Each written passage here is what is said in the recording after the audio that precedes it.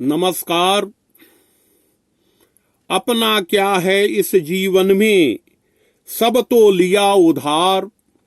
सारा लोहा उन लोगों का, अपनी केवल धार। सामाजिक परिवर्तन की प्रक्रिया को धार देने वाले समकालीन हिंदी के अत्यंत महत्वपूर्ण और विशिष्ट कवि अरुण कमल की आज जयंती है। आज ही की तारीख को 1954 में रोहतास के नासरीगंज में श्री कपिल देव मुनि उपाध्याय के घर उनका जन्म हुआ। उनके पिता शिक्षक थे। बाद में वे विद्यालयों के उप निरीक्षक बनाए गए और सेवा काल में वे अनेक जगह स्थानांतरित होते रहे, जिसके कारण अरुण कमल, जिनका पिता प्रदत्त नाम अरुण कुमार उपाध्याय था, वे अनेक स्थलों पर शिक्षा प्राप्त करते रहे। 1969 में हसन बाजार से उन्होंने मैट्रिक किया और उसके बाद पटना चले आए। प्रारंभ में वे विज्ञान के विद्यार्थी बने, लेकिन कविता की ओर उनकी रुचि थी। 1970 में उनकी पहली कविता छपी और फिर एक कवि के रूप में उनकी पहचान बनने लगी। पटना विश्वविद्यालय से उन्होंने एमए किया। फिर कुछ दिन पंजाब नेशनल बैंक में वे सहायक रहे। वहां उनका मन रमा नहीं। उस नौकरी को त्याग कर वे मोतिहारी के मुंशी सिंह महाविद्यालय में अंग्रेजी विभाग में व्याख्याता हुए, किंतु 1978 में पटना विश्वविद्यालय ने अपने यहां उनको नियुक्त किया और पटना साइंस कॉलेज के अंग्रेजी विभाग में व्याख्याता के रूप में उन्होंने अपनी सेवा प्रारंभ की। वहीं वे रीडर भी हुए, प्रोफेसर भी हुए और वहीं से 2019 में उन्होंने अवकाश भी ग्रहण किया। अरुण कमल का पहला संग्रह अपनी केवल धार 1980 में प्रकाशित हुआ। इसमें 54 कविताएं थी। इसमें उन्होंने मानवीय प्रेम को स्वर दिया था। उन्होंने कहा, जो आदमी को प्यार नहीं करते उनकी कोई गंगा नहीं। जो आदमी को प्यार नहीं करते उनकी कोई गंगा नहीं, कोई मातृभूमि नहीं, कोई अपना तारा नहीं। मनुष्य को प्रेम करना गंगा को प्रेम करने के बराबर है। इसी में उर्वर प्रदेश जैसी महत्वपूर्ण कविताएं हैं। इसी में सूर्य ग्रहण कविता है, जिसमें वे कहते हैं, ऐसी सुंदरता कौन काम की, जिसके देखे दीद फूटे। वे श्रम के सौंदर्य शास्त्र को कविता के माध्यम से लोक जीवन को अर्पित करने वाले कवि हैं। तो इस तरह इस पहले संग्रह की कविताओं से ही पाठकों में छा जाने वाले अरुण कमल का जब दूसरा संग्रह सबूत 1989 में प्रकाशित हुआ, जिसमें 52 कविताएं थीं, तो एक जनवादी कवि के रूप में, जन पक्षधर कवि के रूप में इनकी विशिष्ट पहचान बनी। इस संग्रह की एक महत्वपूर्ण कविता है, महात्मा गांधी सेतु और मजदूर।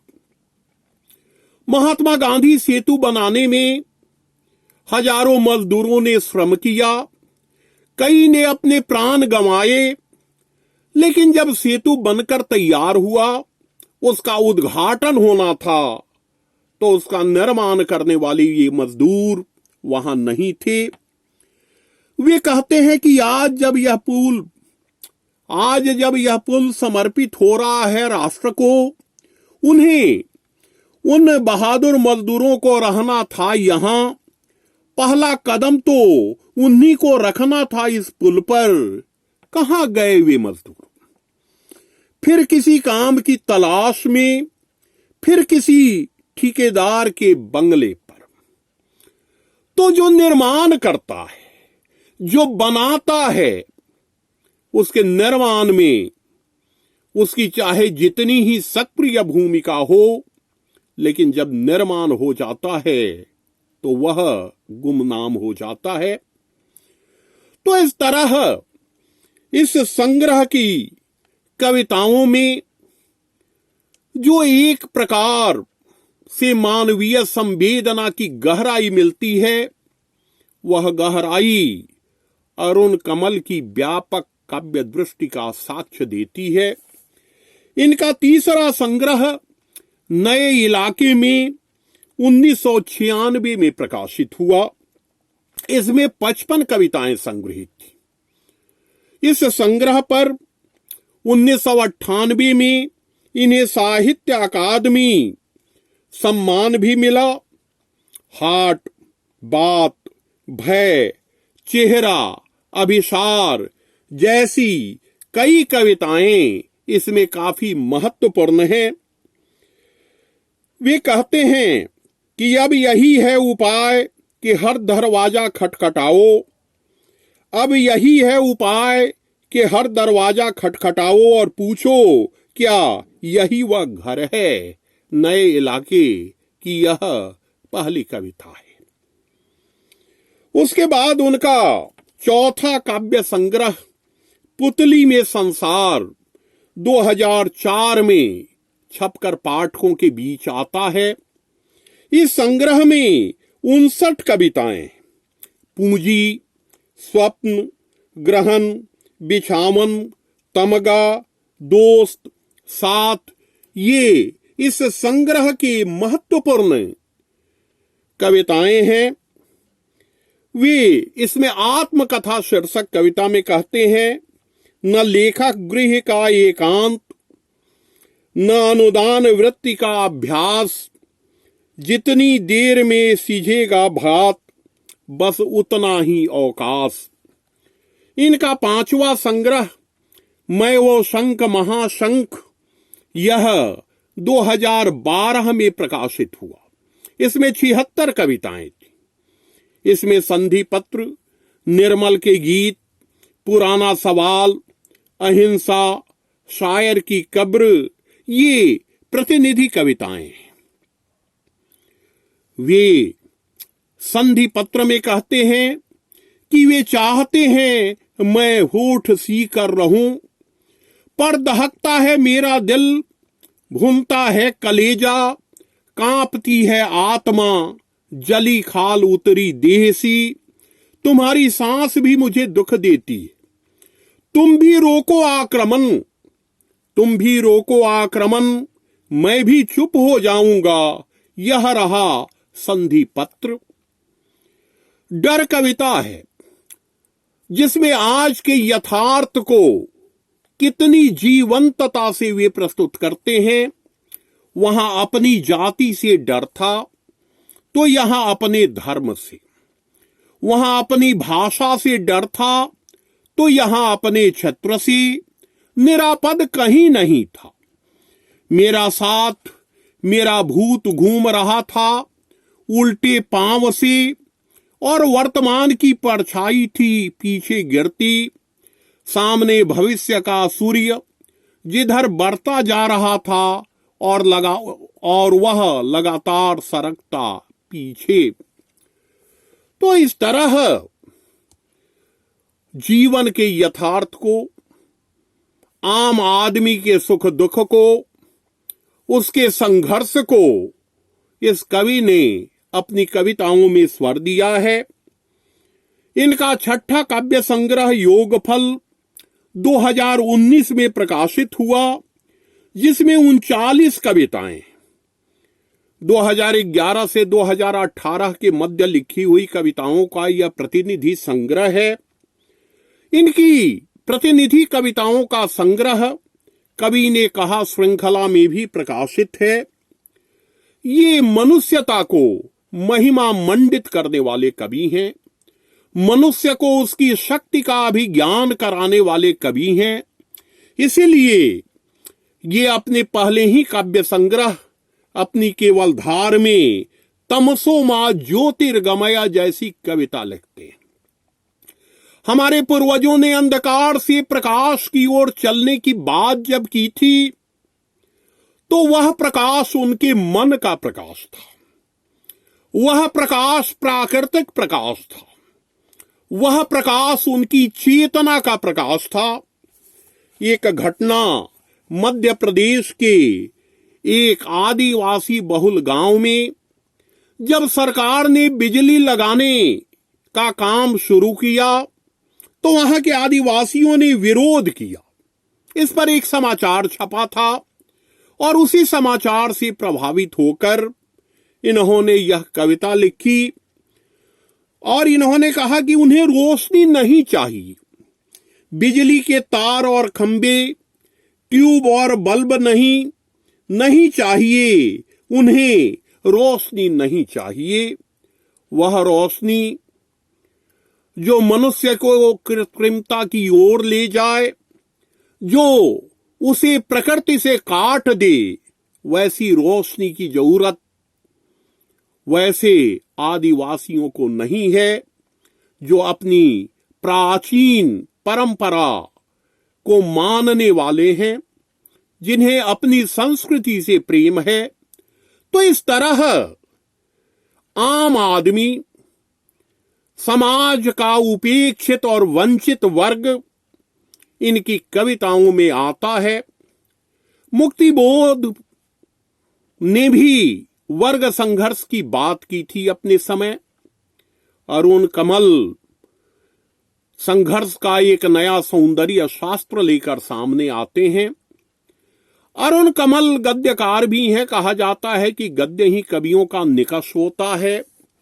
उनकी 2 आलोचना पुस्तकें, एक कविता और समय, 1999 में यह पुस्तक प्रकाशित हुई थी, जिसमें निराला, नागार्जुन, त्रिलोचन, रघुवीर सहाय, श्रीकांत वर्मा, अशोक वाजपेयी जैसे प्रतिनिधि कवियों के कवि कर्म पर इन्होंने विचार किया है। उनके काव्य के मर्म तक ये पहुंचते हैं और नई व्याख्या करते हैं। गोलमेज में भी जो 2009 में छपा था, इनका आलोचकीय स्वरूप सामने आता है। इनके साक्षात्कारों का संग्रह है कथोपकथन। अपने साक्षात्कार में ये अपने समय संदर्भों से सीधा संवाद करते हैं। और साहित्य क्या है, साहित्य की सामाजिक भूमिका क्या है, साहित्य का ध्येय क्या है, इन प्रश्नों पर ये अपनी स्पष्ट राय देते हैं। अरुण कमल जी ने समकालीन हिंदी कविता को नई अर्थवत्ता दी है, उसे समृद्ध किया है, उसे पहचान दी है। और इनके बिना समकालीन हिंदी कविता का कोई भी इतिहास अधूरा रहेगा। अरुण कमल जी निरंतर कवि कर्म में लीन रहने वाले हैं, लेकिन ये अपने सामाजिक संदर्भों से ही कविता की सामग्री ग्रहण करते हैं। मैं आज उनकी जयंती के अवसर पर उन्हें बधाई देता हूं और यह कामना करता हूं कि वे हमारे बीच रहें, हमें जागृत करते रहें, हमें मानुष गंध से परिचित कराते रहें। इनकी एक प्रसिद्ध कविता है, सबूत में मानुष गंध। कहीं कोई मीनार झुक रही है नोनी लग रही है दीवारों में, भसक रही हैं ईंटें, अंदर पानी में नष्ट हो रहे हैं हजारों साल पुरानी सभ्यता के अंतिम अवशेष। लेकिन अरुण कमल की कविताएं कभी अवशेष नहीं होंगी। वे हमें चैतन्य करती रहेंगी, हमें प्रेरित करती रहेंगी। उनकी कविता का एक एक शब्द हमसे संवाद करता रहेगा, हमें जागृत करता रहेगा, हमारे सौंदर्य बोध को तृप्त करता रहेगा और हमें मानवीय संवेदना का संस्कार करता रहेगा। तो मैं हिंदी के पाठकों की ओर से इनकी जयंती के अवसर पर इनका अभिनंदन करता हूं। धन्यवाद।